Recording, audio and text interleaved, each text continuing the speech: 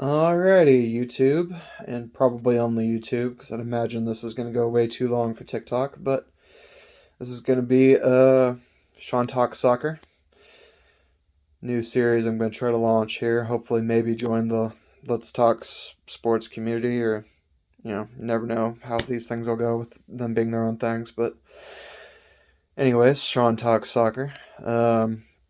Mostly going to be focusing on my own teams and the USA and Manchester United, but try to talk about the big picture of the landscape as a whole as much as possible too. I like to believe presentation, or at least dressing for the occasion, is one of my strengths here. So OU's kind of just because it was OU's game night in gridiron football, and because having the red for red, white, and blue, I haven't been able to find my USA kits still, and it's annoying me. Got Dang it. Okay. I will eventually get more used to having to film at the same time, but got my Israel kit that debuted with me with Alan Perales on the Wednesday roundtable when he let me include the World Cup. So my Israel kit, the soccer representation here, and then I've also got my channel name theme here that I wore in my first two TikToks. The text says, "I may live in Oklahoma, but my team is in Green Bay," which hilariously and annoyingly, the reason I bought the shirt in the first place, besides it being obviously my branding, is that I was buying it while it was still technically true the week before I had to move to Amarillo here, because when I married my wife, we decided to live in Amarillo to stay close to some of her family. She's from Louisiana, thankfully, but still. So, yeah, that's the backdrop here. I like dressing for the occasion, but obviously time for the content. And this is mostly going to be a World Cup reaction and getting ready for the resumption of the European soccer leagues. So, diving into the World Cup reaction here. And, yeah, Qatar. Motherfucking Qatar.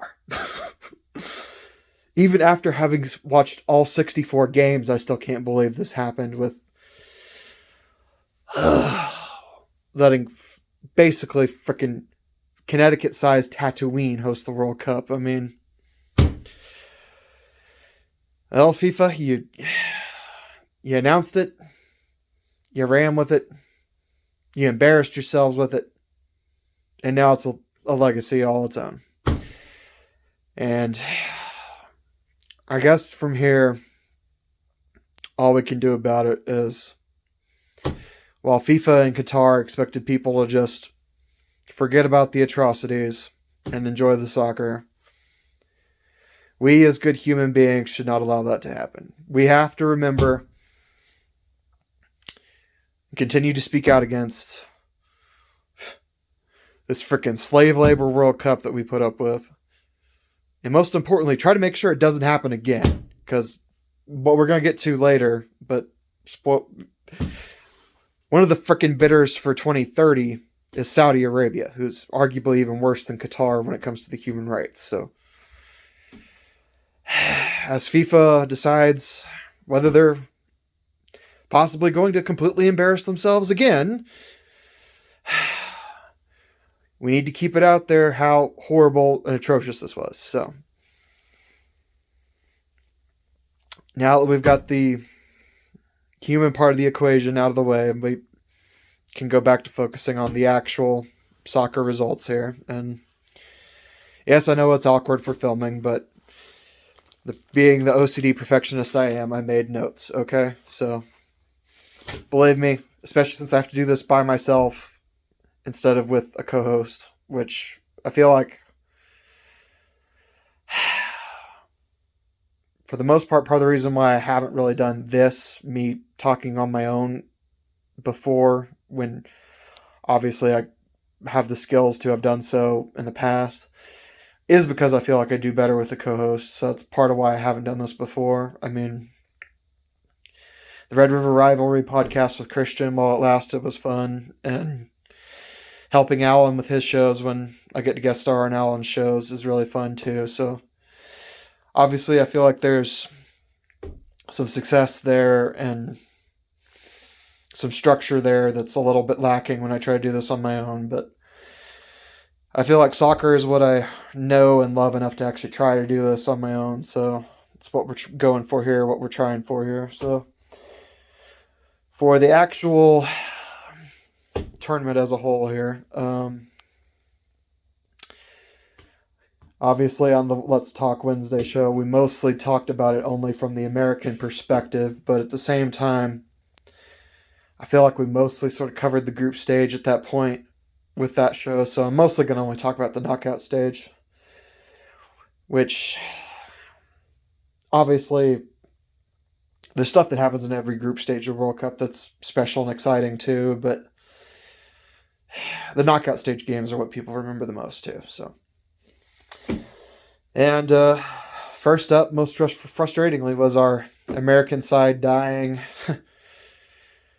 just as quickly in the knockouts as people would have predicted, playing Holland. To me, losing isn't the biggest thing. To me, the way we lost is what's the most frustrating, because going into that game, we were celebrating the fact that we'd only given up 2 goals and only 1 goal from the run of play in the entire group stage, and how we'd played 180 minutes of group stage soccer, only giving up the 2 goals, and how, yeah, we should have beat Wales, we could have beat England, but thank goodness we beat Iran. And I mean, we go back to this. We're remembering that we were a very young team. I want to say we were the youngest team from CONCACAF, 3rd youngest team overall that was in the World Cup. And the main thing was get these kids some experience to help them grow into a potential contender for our own World Cup in 26. And in some ways, I feel like mission accomplished. They had a lot of growing pains, growing experiences, just experience, period. They did a lot of good things, did some bad things. It had a good little World Cup. Unfortunately, it was only a 4-game World Cup, so it's mostly not that memorable or great, but I think we proved that we are an extremely competitive up-and-coming team. So, unfortunately, like people will say, how are you going to say you're a contender for next time when you didn't even win a knockout stage game? That is a valid criticism. Last knockout stage game we actually won, and the only knockout stage game we've won in my entire lifetime was when we got lucky enough to draw Mexico in the round of 16 in 2002. So, dos a cero. But, and you could argue that one kind of doesn't even count with how easy the opposition was, obviously, but that's kind of, I would say that we were the freaking underdogs that day. Mexico were the ones that won their group, but, you know, still. But anyways, not to get into 2002's weeds too much, I feel like we have grown as a soccer nation. We've got tons of up-and-coming talent. The trouble is, going forward, who's going to be leading that talent? And unfortunately, while most reasonable soccer federations would have confirmed that Greg Berhalter would not be returning by now, U.S. soccer's kind of dragging their feet on that one, which unfortunately makes a lot of sense when considering, unfortunately, who's actually running U.S. soccer. I mean, Berhalter only got hired because his brother is one of the big decision makers in the federation. I mean, pure nepotism, right? And I mean, it's not even just that. If Berhalter had been hired, 3 days after that night in Trinidad, at least that would have been one thing. But they wasted an entire year making a coaching search just to make that nepotism hire. Like, we're going to have an actual coaching search, let's freaking coaching search. I mean, not to mention there are great candidates that overachieved with some underdog teams this World Cup. I mean, you look at results and you look at who did well and who did surprising and special stuff. I mean, and this is the kind of leader you need to help us punch above our weight in 26. Obviously, I feel like if we had a competent federation, you ask the Saudi Arabia head coach. Obviously, they didn't get out of the group stage, but they were the only team that actually beat the champions this time, and their coach has a great track record as a tactical mind. I mean, he's won the African Cup of Nations with 2 different national teams, for crying out loud. I mean, he's kind of, I feel like, proved and earned himself a better opportunity for this upcoming cycle. I mean, you never know. He could technically stick with Saudi Arabia, but you'd think he'd switch jobs to a better opportunity coming up. You also got the Morocco head coach, who massively overachieved, getting 4th place with that team. I mean, you could argue that, being actually Moroccan, coaching your own national team, there's a certain magic there that you don't have if you're managing somebody else's national team or a club or whatever. But still, to get that result with that team, you'd want to interview the Moroccan manager, right? I mean, come on. To me, probably the most qualified one would actually be the Croatia manager. I mean, he only finished 2nd place with Croatia in 18 and 3rd place with Croatia now. I mean, come on. You'd take the Croatian manager over Greg Berhalter in a heartbeat, right? Even if he is having to work through a translator and doesn't know English. I mean, come on. That's why you hire good translators. That's why you hire good assistant coaches, for crying out loud. I mean, that is a kind of a normal thing in the rest of the world, having to overcome language barriers. I mean, especially when, for the most part, in other continents, you got a lot of different languages living close together. It's not this whole... We are kind of unique, being the giant-ass country speaking English that happens to have only English, Spanish as the secondary, second-place language that a lot of people know, and French is kind of a distant third-place language. I mean, that's really unique, having English dominate that much landmass in one place. I mean, overcoming language barriers in the professional sports workplace is very normal in the rest of the world, I feel like. I mean, knowing English should not be a total requirement for this job, I would think. But unfortunately, they don't ask me. And there's actually rumors out there that U.S. Soccer won't even hire somebody that's not a U.S. citizen, which... Love him or hate him, he had some good results. He kind of failed in other places. Jurgen Klinsmann was technically a U.S. citizen because he's got dual citizenship, married an American woman. So, yeah. Unfortunately, you can't debunk that theory with Jurgen Klinsmann because he actually is a citizen. So,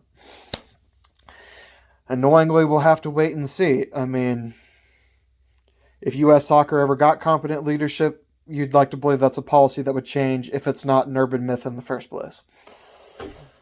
So, yeah. Could make a case for the Japan manager, although arguably they died in the same point in the tournament we did, losing to Croatia in the round of 16. And they play a very similar style. But they also did beat us head-to-head in the pre-tournament friendlies. I feel like that Japan manager did very well to get the most possible out of his team too. I mean, he only beat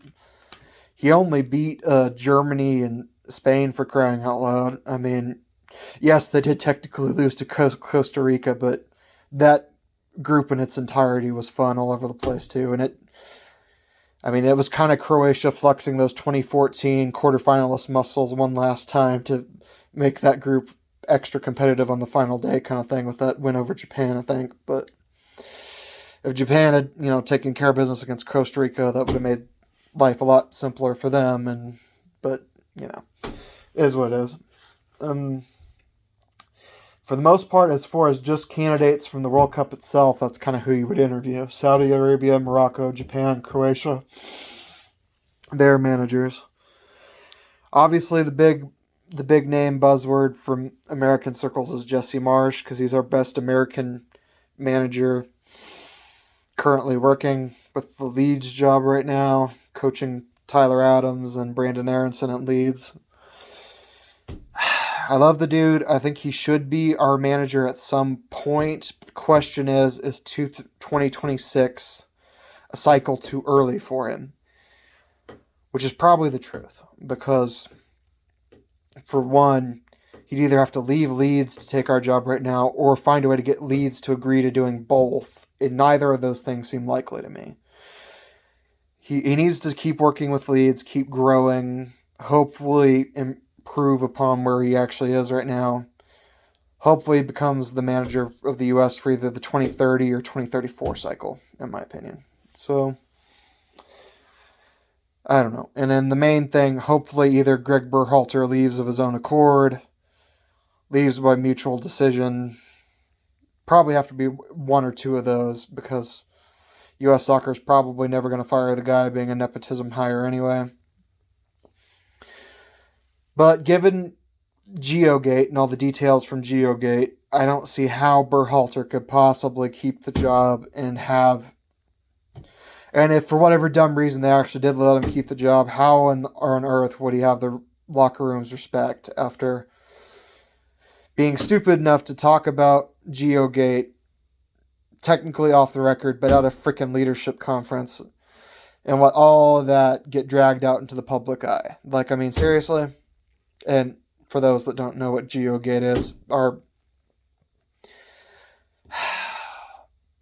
second best attacking player in Gio Reyna didn't hardly play in the World Cup, and it was, I guess, personality clash between Greg Berhalter and Giovanni Reyna.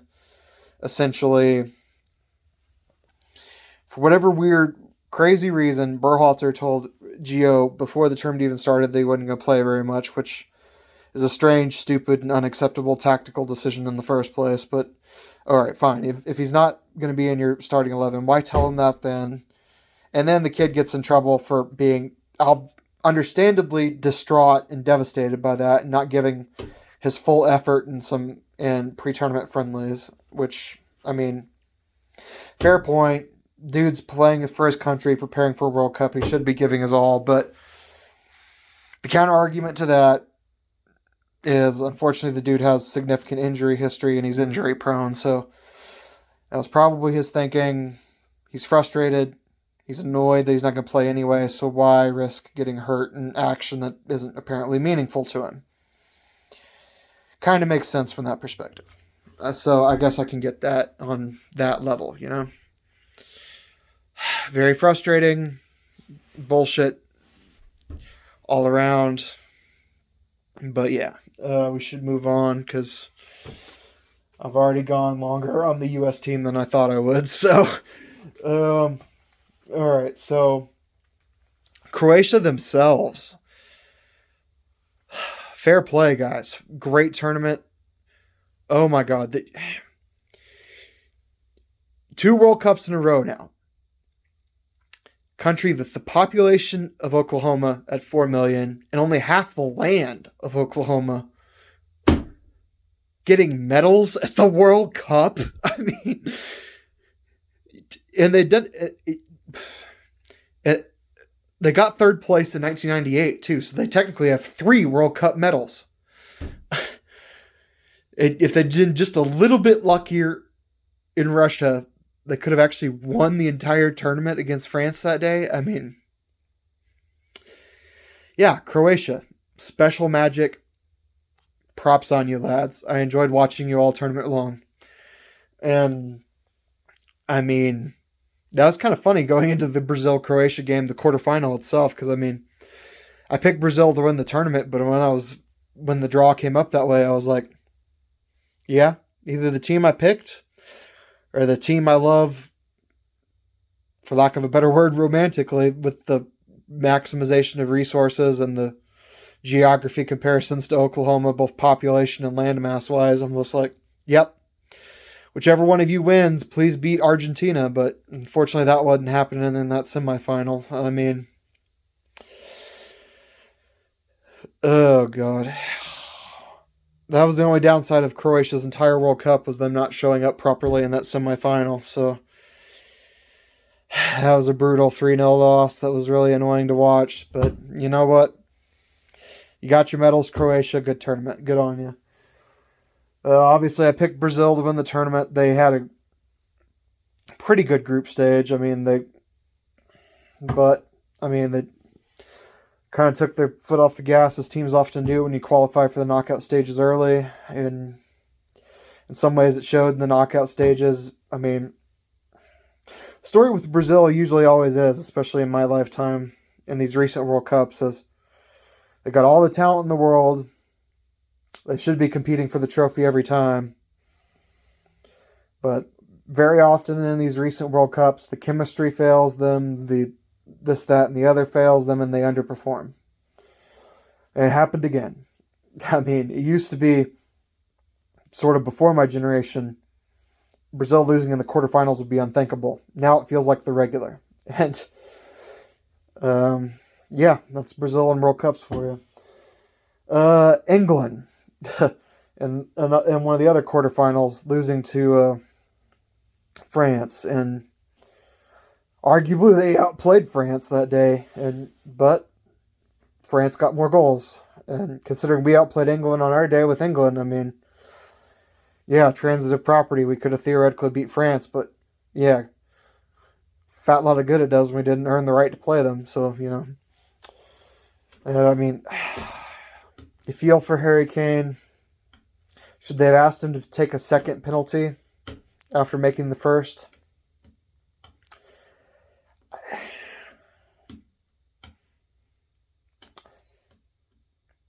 I guess. Since the dude is a specialty penalty taker for both his club and country, it makes sense. Dude has a really good conversion rate, but the wrinkle was he was facing his club goalkeeper. Him and Hugo Lloris both play for Spurs in England. Asking him to beat his club goalkeeper for a second time, and also knowing that he could theoretically have to do it a third time in penalty kicks.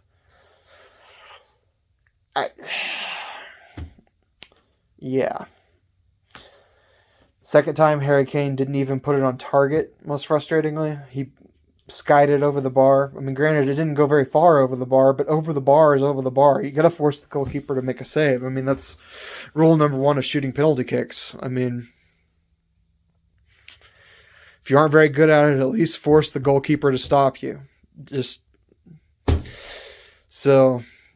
another one of those. It's not just that the bad thing happened, it's the way the bad thing happened that's extra frustrating. But, as Americans, in some ways, it's fun to laugh at England. But then again, considering I support an English club, sometimes you feel their emotions the other way too, knowing the local part of your fan base roots for that team, and you get to understand their lore over time, whether you want to or not, just from those kind of things. So, and England did just finish second place in the Euros, so that's the counter argument for, England died in the quarterfinal, just like they were supposed to, just like they always do.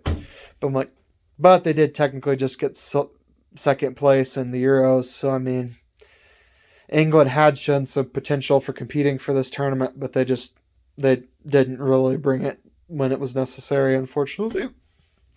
Which, I don't know. On the day, I was rooting for France anyways, and obviously at that point we knew that we wanted the winner of that game to beat Morocco for manifest destiny reasons. So it was kind of good that France went through, since France were the better team. And what I mean by manifest destiny is that, not old school history, but obviously, but I couldn't think of a term that fit better. I want the U.S. men's national team to be the first team from outside Europe or South America to win a World Cup, obviously. And that's a tall order, and there are times it feels like it will never happen because of Europe and South America's dominance. But at the same time, you see the growth of this game. You see the Morocco's and the Japans, and you see the parity grow over time. The Asian and African, and CONCACAF didn't do great this time, but and the Australias and New Zealands of the world catching up to Europe and South America over time. I mean, a generation ago when I was a kid, the Morocco run to the semifinal and those teams even being capable of competing was way more laughable than it is today. I mean, technically South Korea did make the semis in 2002, but there was a lot of referee controversy with that.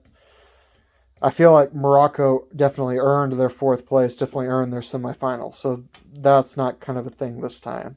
This time, the whole third continent team that made the semifinal thing is way more justified this time.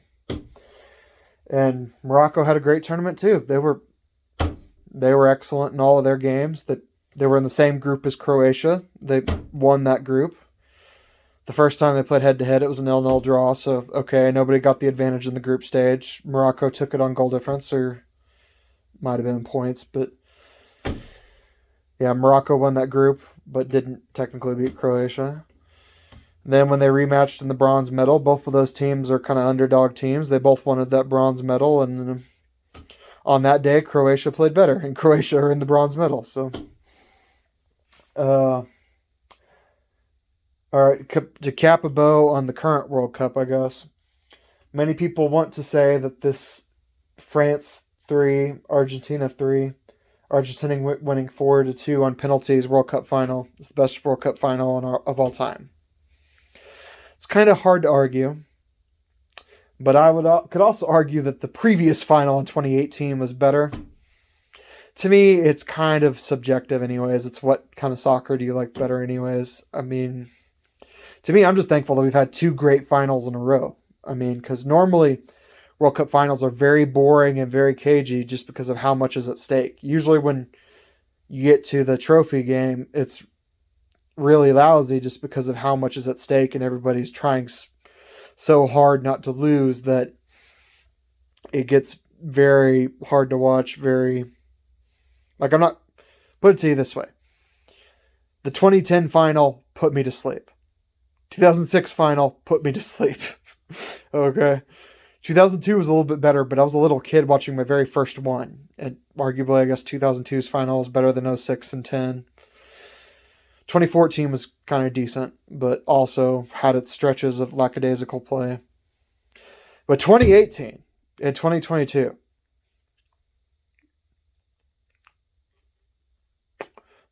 great soccer games that were worthy of fighting for the trophy. Very much so. Very special.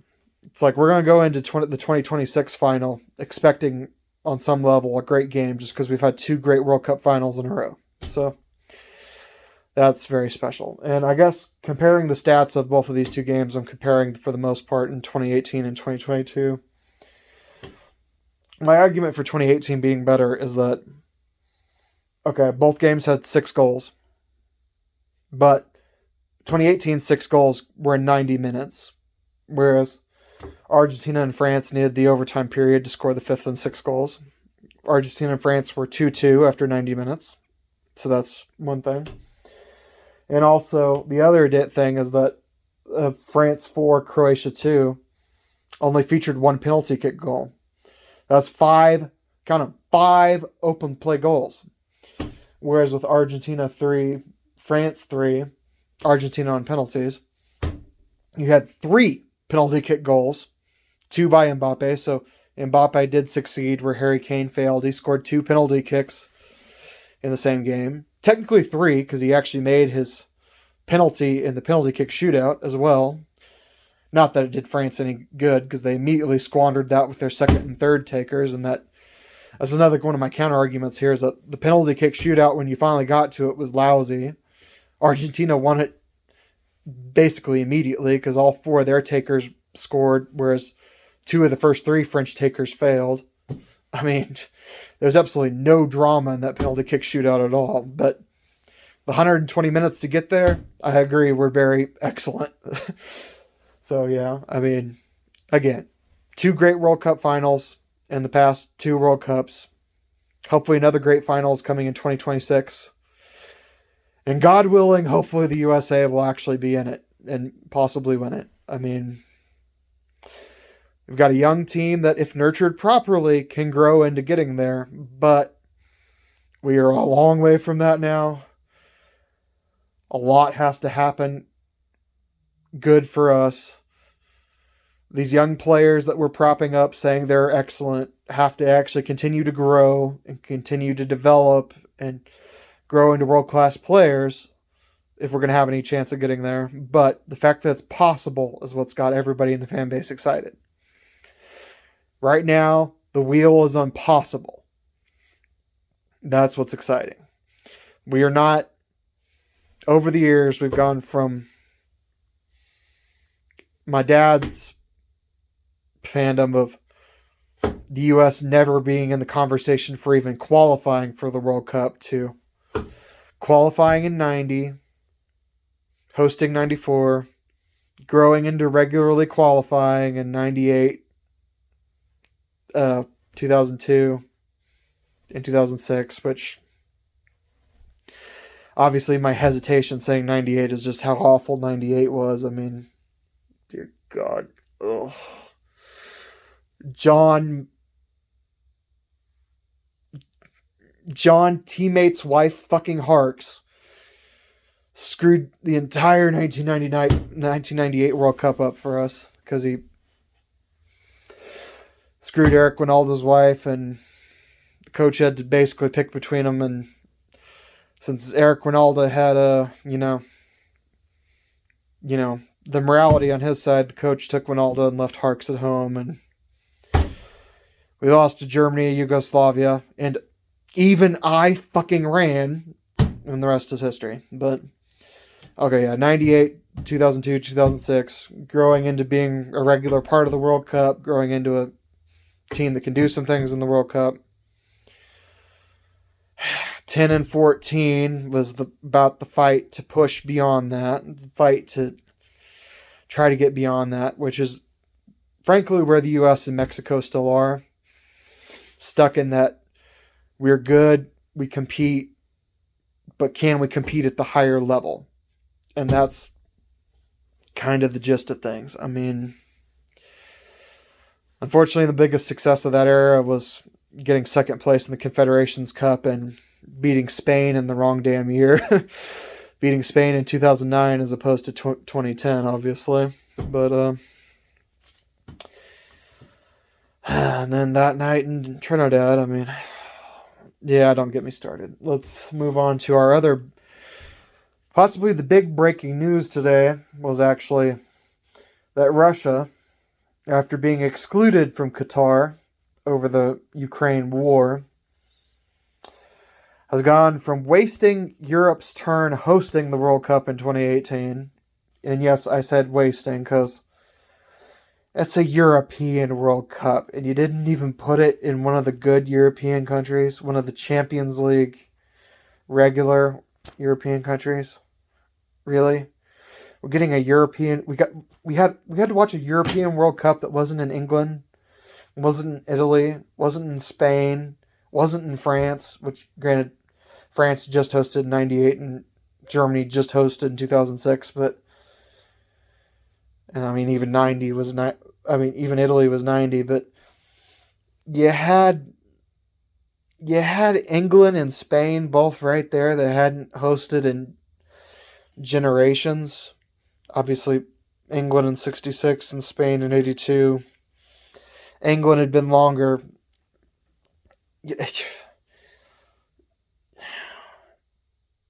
You have England starving to host a World Cup as the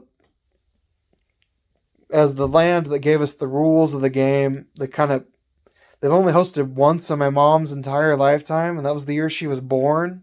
I mean, are you serious? So yeah. But anyways, back to the point. Russia's threatening to switch confederation affiliations and leave UEFA for AFC, the Asian Confederation, which to me makes all the sense in the world. I mean, if considering UEFA kicked them out of competing for this tournament, and considering, unfortunately, in the real world geopolitical situation, the Ukraine war seems like it's not going anywhere anytime soon. Yeah, get your confederation switch and get registered for World Cup qualifying in Asia. I mean, you better move it, Russia, because if you want to play in the World Cup, it's what you got to do. I mean, and it's what they probably will do. I mean, if I was Europe, I'd tell them, don't let the door hit you on the ass on the way out. I mean, we're sticking with our guns here. It's what Europe should do, but will they actually do it? Is it possible Europe will capitulate to them? Unfortunately, it's slightly possible. Will they actually do it? Probably not. Court of public opinion, such as it is, would crucify them, hopefully. And you would think they would. I mean, or not they, but we. Well, yeah, whatever. So, yeah. And, I mean, this kind of thing doesn't happen every day. This kind of thing is a little bit rare. Your only real examples of countries switching confederation affiliation, because for the most part, it's basic geography. I mean, if you're in North America, you play North America. If you're in South America, you play in South America, etc., etc. Australia, historically, used to be in the Oceanic Confederation, obviously, but they got tired of not being able to develop because basically all they had to do to win the Confederation was beat up on New Zealand and the islands out there. So they originally switched to Asia after the 2006 World Cup, I believe. And they've been in the Asian Confederation for the 10, 14, 18, and 22 cycles. And they've actually qualified for the World Cup out of Asia in 22, 18. Can't remember if they were in 14 or 10. I want to say they were definitely in 2010, but it probably made 14 as well, but I'd have to look it up to be sure. But anyways, Australia has had that switch, and they've had it as a success. And obviously with Russia's European pedigree, they would, at least in the short term, do very well in Asia as well after this gets official. And it probably will be made official at some point in the near future, because when it comes to World Cup qualifying, Asia actually starts qualifying earlier than anybody else just because of the way it's structured and because they need their preliminary rounds to be scheduled as early as possible. One of the big running gags of World Cup qualifying, for those of us that pay close attention, is that India is usually eliminated from the World Cup 3 years before it even happens, because India, well, they should definitely do better as a country with 1 billion, 2 billion people. They usually get eliminated in the preliminaries of the Asian Confederation very early, so it's one of the things that reminds you that they schedule that crap really early. So yeah, and also looking forward, obviously, our own World Cup is in 2026, but I've kind of already dwelled on our team too much so far. But to round out the 2026 thought, Canada and Mexico are both already automatic qualified as well because they're co-hosting. Essentially, Canada and Mexico are both only getting about 10 games, though. They're both going to essentially host their own groups, basically, only. And like a couple of the knockout games apiece each. Maybe a little bit here and there, other than that. But also another thing is that the format is not finalized. Originally, they were going to do this stupid 16 groups of 3. Yeah, 16 3-team groups format. But as I already talked about a lot in Red River Rivalry Episode 2 format change, that format really sucks. Because with 3-team groups, you obviously have one team that's already played both of their 2 games, watching the other 2 teams play their final game, and that's kind of ripe for scandals, obviously, because the other 2 teams, if they decide there's a desired result they both like, they can go for it. Because obviously the other team isn't playing at the same time. The other team has no say left in their fate and destiny at that point, so... And I think FIFA has thankfully realized this, so they're reconsidering what format they're going to use for 26. So watch this space. The only thing we know for official for 26 is that it's going to be here, and it's going to have 48 teams. unless they change that again here in the 11th hour, but they probably won't. It's probably too late to change that specifically. It probably has to stay at 48 teams because obviously the confederations have to start their qualifying processes, like I said, especially with Asia having to start so damn early.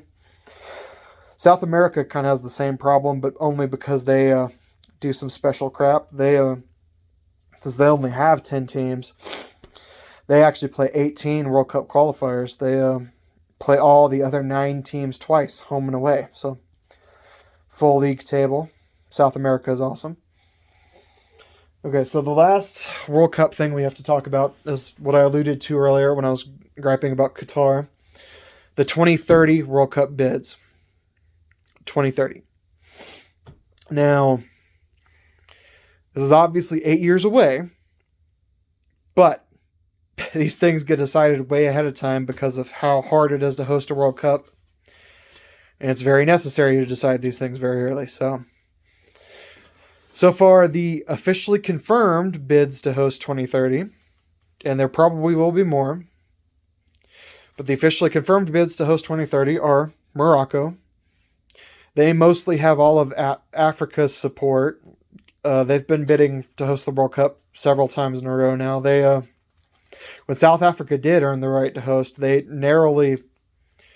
very narrowly lost the bidding behind South Africa. And at the time, the only reason Africa pulled it off was because at that time, FIFA decided to have a policy of where it should rotate to where every confederation hosts it once every 6 times, which made some sense, but obviously it didn't last politically because people were like, well, Europe should host it more often than that. This, that, and the other, which I can see both sides of the issue because obviously, like I said, I've been griping that England hadn't hosted at any time in recent memory. And you want these Champions League stadiums, these European special stadiums to be hosting tournaments like this. So, I mean, yeah. Okay, the other confirmed bids. And that's another thing that's changed over the years because FIFA, at one point when co-hosting was sort of in vogue after Euro 2000 and Korea, Japan 2002, Euro 2000 being co-hosted by Belgium and Holland, by the way. Annoyingly, the 2 teams that have knocked us out of our 2 most recent World Cups, but trying not to dive onto that tangent, but so I'll just mention that I hate Belgium a lot more, but that's kind of from personal reasons we shouldn't get into right now. I mean, basically, I feel like at least Holland's a proper country, whereas Belgium's not even a freaking proper country with... I'm getting into it. Well, to finish the thought, Belgium is a country that could break up at any time because the Flanders half of the country wants their own country. So, I mean, just let them break up already. Let's have independent Flanders and screw you, Belgium, anyway. But I digress. Okay, the other confirmed bids for 2030.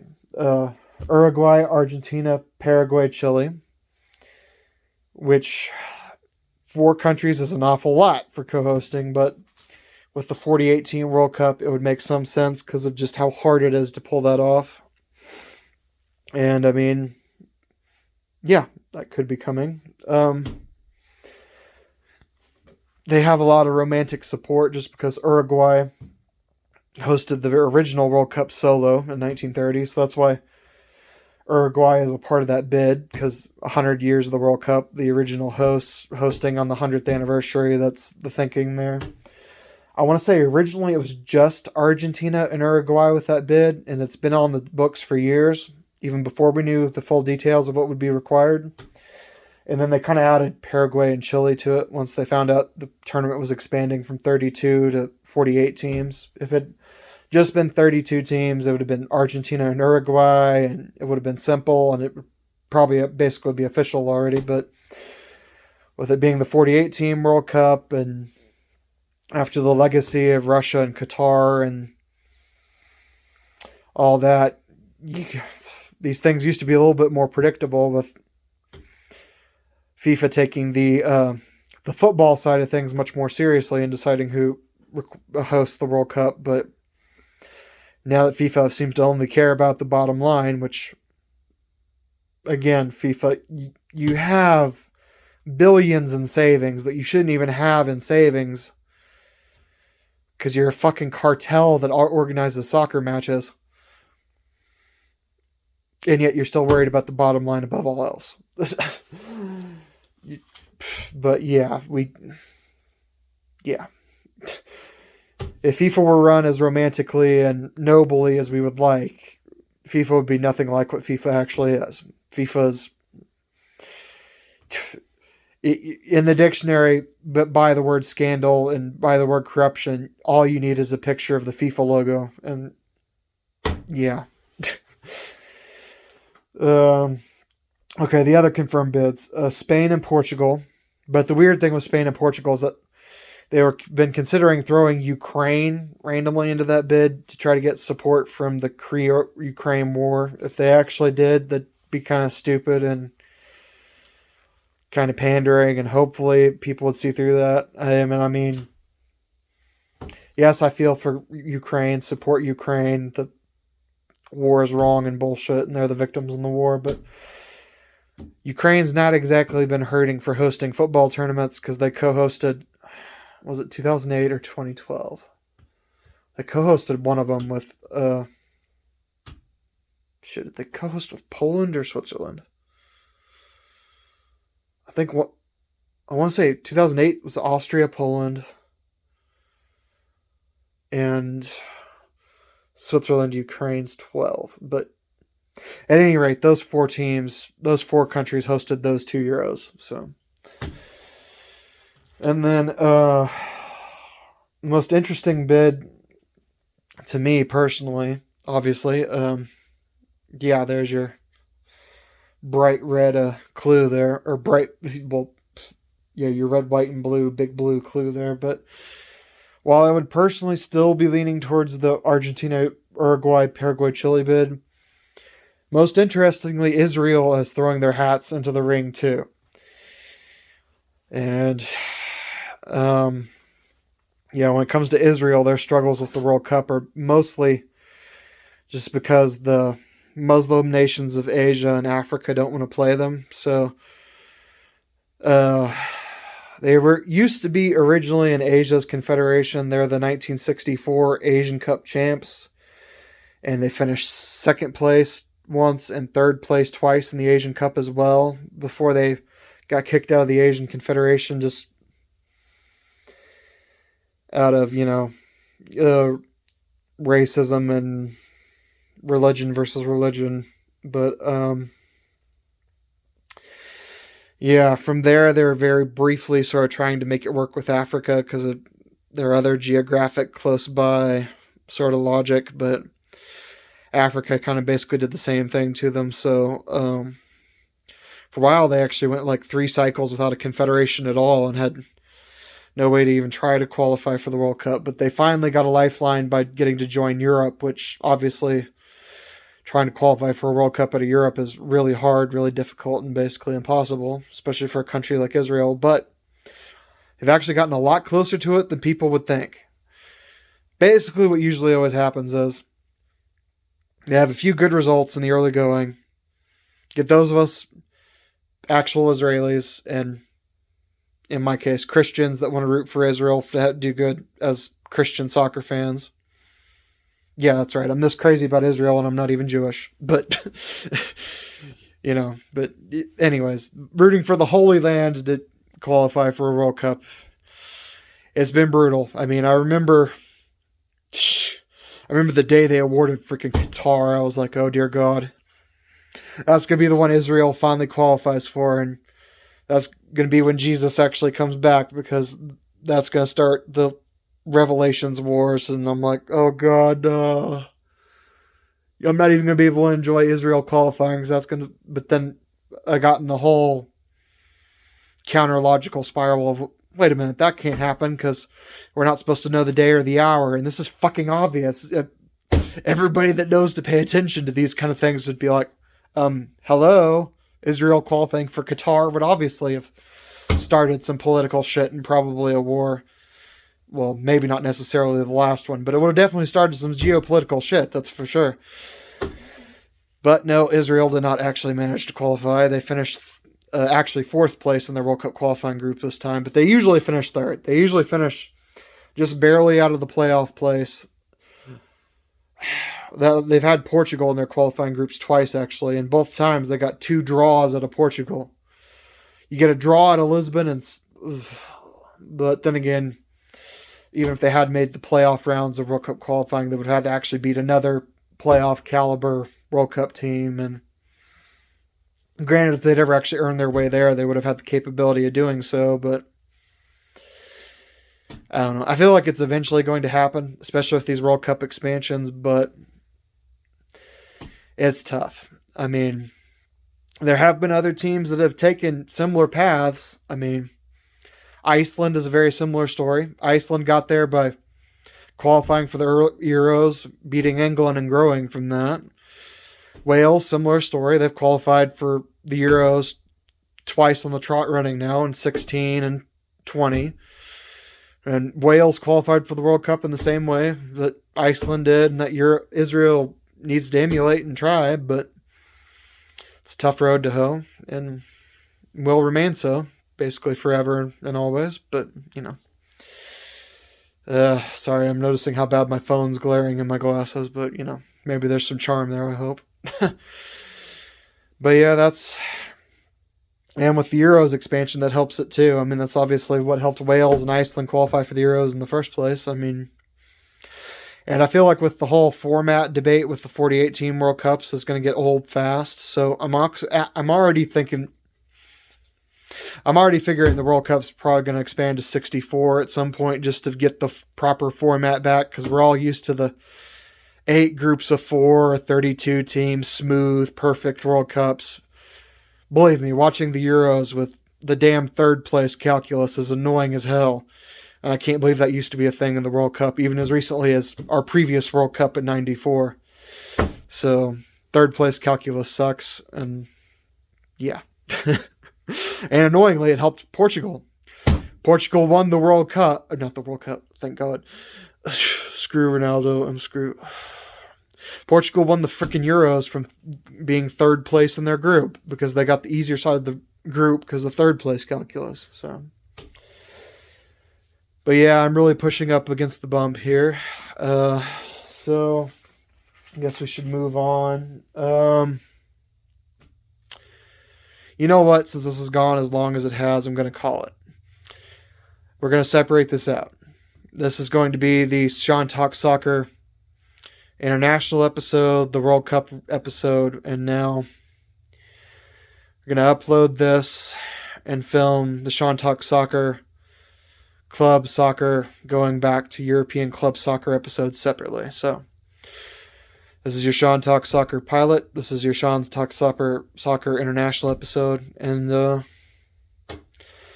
to take a break, recuperate, maybe play a game of FIFA or two, and then see if I can film the Sean Talks Soccer European Soccer episode as well tonight. So we'll see how that goes. If you've actually watched the whole episode, I love you. Thank you.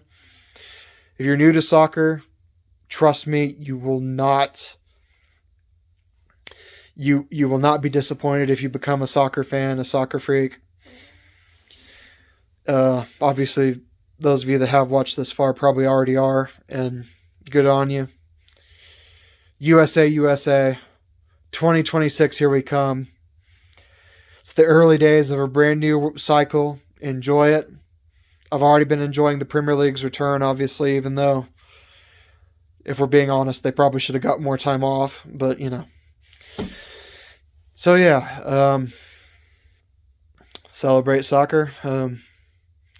On the pitch, it was a great World Cup. Obviously, off the pitch, it was a total disgrace. And, moving on to ours. Get ready to host America. It's USA 2026. Technically, Mexico and Canada, too. USA 2026.